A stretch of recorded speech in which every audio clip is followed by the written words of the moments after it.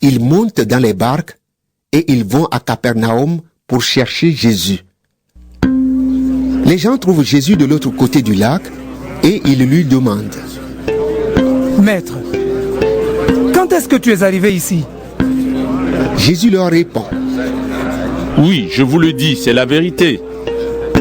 Vous me cherchez seulement parce que vous avez mangé autant de pain que vous avez voulu. Mais vous ne me cherchez pas parce que vous avez vu des signes étonnants. Ne travaillez pas pour la nourriture qui s'abîme, mais travaillez pour la nourriture qui dure et qui donne la vie avec Dieu pour toujours. Cette nourriture, le Fils de l'homme vous la donnera. En effet, le Père, qui est Dieu lui-même, a donné son pouvoir au Fils. Les gens demandent à Jésus: Qu'est-ce que nous devons faire pour accomplir les actions que Dieu veut? Jésus leur répond: Voici l'action que Dieu veut. Vous devez croire en celui qu'il a envoyé. Alors, ils lui disent: Fais-nous voir un signe extraordinaire. Alors nous te croirons. Quelle action est-ce que tu fais? Dans le désert, nos ancêtres ont mangé la manne. On lit cela dans les livres saints. Dieu leur a donné à manger du pain qui vient du ciel. Jésus leur répond: Oui, je vous le dis, c'est la vérité. Ce n'est pas Moïse qui vous a donné le pain du ciel, mais c'est mon Père qui vous donne le vrai pain du ciel. Oui, le pain de Dieu, c'est celui qui descend du ciel et qui donne la vie au monde.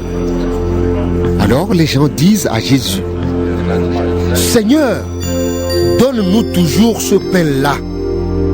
Jésus leur répond: Le pain qui donne la vie, c'est moi. Si quelqu'un vient à moi, il n'aura jamais faim. S'il croit en moi, il n'aura jamais soif. Mais je vous l'ai dit, vous m'avez vu, et pourtant vous ne croyez pas. Tout ce que le Père me donne viendront à moi. Et celui qui vient à moi, je ne le mettrai pas dehors. Oui, je suis descendu du ciel pour faire la volonté de celui qui m'a envoyé. Je ne suis pas venu pour faire ce que je veux. Voici la volonté de celui qui m'a envoyé. Je ne dois perdre aucun de ceux qu'il m'a donnés, mais je dois les relever de la mort le dernier jour. Voici la volonté de mon Père. Tous ceux qui voient le Fils et qui croient en lui vivront avec Dieu pour toujours. Et moi, le dernier jour, je les relèverai de la mort. Les Juifs sont en colère à cause de Jésus parce qu'il a dit: Le pain qui descend du ciel, c'est moi. Et ils disent: Cet homme-là, c'est Jésus, le fils de Joseph. Nous connaissons son père et sa mère. Comment est-ce qu'il peut dire maintenant: Je suis descendu du ciel? Jésus leur répond: Ne vous mettez plus en colère. Le Père, c'est celui qui m'a envoyé. Personne ne peut venir à moi sauf si le Père l'attire. Et moi, le dernier jour, je le relèverai de la mort. Voici ce que les prophètes ont écrit. Dieu enseignera tous les êtres humains. Tous ceux qui écoutent le Père et qui reçoivent son enseignement, tous ceux-là viennent à moi. Personne n'a vu le Père, sauf celui qui vient de Dieu. Lui, il a vu le Père. Oui, je vous le dis, c'est la vérité. Si quelqu'un croit, il vit avec Dieu pour toujours. Le pain qui donne la vie, c'est moi. Dans le désert, vos ancêtres ont mangé la manne et ils sont morts. Mais si quelqu'un mange le pain descendu du ciel, il ne mourra pas. Le pain vivant qui est descendu du ciel, c'est moi. Celui qui mange de ce pain vivra pour toujours. Et le pain que je donnerai, c'est mon corps. Je le donne pour la vie du monde. Alors les Juifs se disputent. Ils disent: comment cet homme peut-il nous donner son corps à manger? Jésus leur dit: oui, je vous le dis, c'est la vérité. Si vous ne mangez pas le corps du Fils de l'homme, et si vous ne buvez pas son sang, vous n'aurez pas la vie en vous. Si quelqu'un mange mon corps et boit mon sang, il vit avec Dieu pour toujours. Et moi, le dernier jour, je le relèverai de la mort. Mon corps est une vraie nourriture et mon sang est une vraie boisson. Si quelqu'un mange mon corps et boit mon sang, il vit en moi et moi je vis en lui. Le Père qui m'a envoyé est vivant et moi je vis par le Père. De la même façon, celui qui me mange vivra par moi. Voici le pain qui est descendu du ciel. Il n'est pas comme le pain que vos ancêtres ont mangé. Eux, ils sont morts. Mais si quelqu'un mange ce pain, il vivra pour toujours. Tout cela, Jésus l'enseigne à Capernaum dans la maison de prière. En entendant Jésus, beaucoup de ses disciples disent: ces paroles sont dures à entendre. Qui peut continuer à les écouter? Jésus s'aperçoit que ses disciples ne sont pas d'accord avec ce qu'il dit.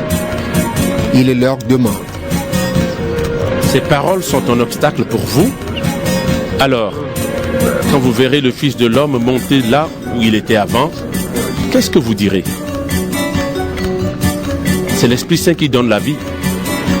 L'homme tout seul ne peut rien faire. Les paroles que je vous ai dites viennent de l'Esprit Saint et elles donnent la vie. Mais parmi vous, il y en a qui ne croient pas. En effet, Jésus connaît depuis le début ceux qui ne croient pas en lui et celui qui va le livrer. Et Jésus ajoute: voilà pourquoi je vous ai dit, personne ne peut venir à moi si le Père ne lui donne pas de venir.